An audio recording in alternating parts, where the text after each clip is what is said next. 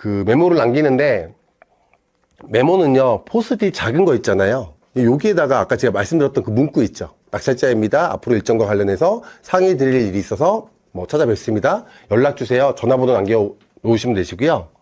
메모 남기실 때 어떤 분들은 그런 경우 있어요. 압박을 해야 되니까, 기선제압을 해야 되니까 대자보에 붙이시는 경우도 있거든요.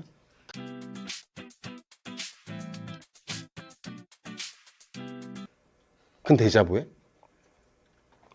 그리고 이제 이거 한번 볼게요. 마지막 경고. 이 지금 현관문이에요. 예, 마지막 경고라고 해놓고 이렇게 종이 테이프로 이런 식으로 크게 붙여놓고요. 여기 위에 있는 저기 뭐 붙여놨는데 이게 이 내용이에요. 경고합니다. 마지막입니다. 이번에는 문 앞에서 끝나지만 다음에는 개고합니다. 충분히 많은 배려 드렸습니다. 잘 생각하세요. 이렇게 붙여놓은 거예요. 여기 제목 보이세요? 울산서 일가족 4명 사망? 그러니까 여기 소유자분이 울산에 대기업 다니던 분이에요. 근데 어쨌든 경제적 상황이 안 좋아져서 자기 와이프랑 아이 2명이랑 같이 이 집에서 거주하고 있었었는데 소유자분이시고, 근데 경매를 당한 거죠. 근데 그분 입장에서는 어쨌든 대기업 잘 다니다가 경매 당한 거 우리 와이프한테도 미안할 거고 아이들한테도 미안했을 거예요. 되게 미안했을 건데 이런 식으로 붙여놓은 거예요. 그럼 이거 우리 애들 봤겠죠. 우리 와이프가 봤겠죠. 그러면 그때 우리 와이프가 나를 바라보는 눈빛, 우리 아이들이 나를 바라보는 눈빛이 설사 와이프나 아이들이 아빠가 너무 힘들겠다, 뭐 불쌍하다, 뭐 그런 눈빛으로 바라보더라도 그런 눈빛으로 보여졌을까요? 그러니까 이렇게 돼버리게 되면 사람은 두 가지로 나뉘어져요. 극단적으로 나가게 되는데, 하나는 낙찰자를 해코지 하는 거예요. 두 번째는 뭐예요? 내부적으로 망가지는 거예요. 그래서 이 케이스가 뭐냐면 그 남편분이 이제 자기 와이프, 아이 먼저 보내고 자기가 자살했어요. 그러니까 압박은 이렇게 하는 게 아니에요. 이건 압박이 아니에요. 그러니까 아마 이분은 뭐 처음에 명대협상할 때 압박을 해야 됩니다라는 어떤 뭐 그런 뭐 책을 읽었거나 아니면 뭐 강의를 들었거나 해서 이걸 압박이라고 생각했을 수 있는데, 압박은 뭐냐면요, 내가 안내만 해주고요, 안내만 해주고 계곡까지 빨리 밟는 게 압박이에요. 절차대로. 이제 이렇게 하게 되면 어떤 일이 벌어질까요? 이분 입장에서는 가족들 볼 면목도 없지만 이웃 주민들이 다 알게 되잖아요. 물론 이웃 주민들도 경매 진행되는 걸 알고 있을 거예요. 알고 있겠지만 어쨌든 다 쉬쉬하는 상황이란 말이에요. 근데 이런 식으로 공개적으로 붙여놓게 되면 공개적으로 망신 나가는 거잖아요.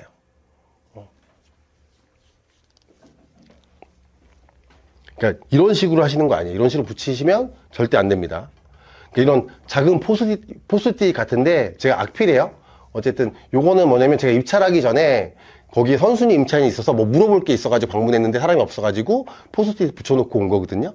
그러니까 여기다가 이제 안녕하세요, 낙찰자입니다. 뭐 앞으로 일정과 관련해서 안내할 사항이 있어서 방문 드렸습니다. 제가 업무상 통화하기 힘드니 문자로 연락 주세요라고 해놓고 전화번호 기재해 주시면 되고요. 이거를 문에 붙이고 오면 되는데 이 내용도 공개적으로 붙이지 마세요. 내용이 보이도록. 그러니까 저 같은 경우에는 이렇게 해요. 스카치 테이프를 준비를 해서 요거를 이렇게 만약에 문 손잡이 이쪽에 있으면 눈높이에다 이렇게 껴요. 그 내용을 끼고 여기다 스카치 테이프를 붙여요. 그러면 그분이 문 열면 바로 눈에서 딱 나오겠죠. 그 내용이. 이런 식으로 붙이는 거예요. 이런 식으로 붙이면 어쨌든 이분도 확실하게 어쨌든 스카치 테이프로 붙여놨으니까 확실하게 확인을 하실 거고, 그리고 이게 경매가 진행된다는 거를 어쨌든 이분 자존심이라는 걸 지켜줘야 되잖아요. 그러면 어쨌든 내부적으로 공개도 안 되는 거죠. 진짜 어떤 분들은 이거 앞에 붙여놓잖아, 작게. 왜 붙여놨냐고. 다 소문나게. 그렇게 하시는 경우도 있거든요. 그러니까 아예 이런 식으로 붙여놓는 게 가장 깔끔합니다. 그리고 어쨌든 이분들은 연락이 오면 A타입이잖아요. 절대 전화로 협상하지 않아요. 그래서 선생님, 사람이 하는 일인데 언제 얼굴 찾아뵐 거 한번 말씀드리겠습니다. 혹시 뭐 평일이 좋으세요? 주말이 좋으세요? 이런 식으로 물어봐요. 지금 제가 뭐라고 얘기했어요? 평일이 좋으세요? 주말이 좋으세요? 자, 선택권 누구한테 있어요? 그쵸? 낙찰자가 평일이 좋으세요? 주말이 좋으세요? 물어보면 정리자는 나한테 선택권이 있구나. 그래서 협상이 우위를 느껴요. 순간적으로. 그래서 이제 둘 중에 하나를 선택하거든요. 뭐 주말이 괜찮은 것 같은데? 주말에 오지 마. 평일에 와. 이렇게 얘기하는데, 이거는 더블 바인딩 기법이라고 해서 어떤 거냐면 가장 큰 결정은 내가 한 거예요. 너랑 나랑은 만날 거야. 당신이랑 나랑은 얼굴 대면 할 건데 이 결정은 내가 한 거야. 나 실제가 한 거예요. 그리고 이 결정 안에서 세부적인 선택사항을 상대방한테 준 것뿐이에요. 이거를 보통 심리학적인 용어로 그 보통 더블 바인딩 기법이라고 얘기를 합니다. 그래서 이제 보통 우리가 협상을 할 때 이런 기법을 한번 고민해 보시고 큰 결정을 여러분들이 내리시고 상대방한테 작은 선택권을 주시면 협상이 좀 수월하게 흘러갈 수 있습니다.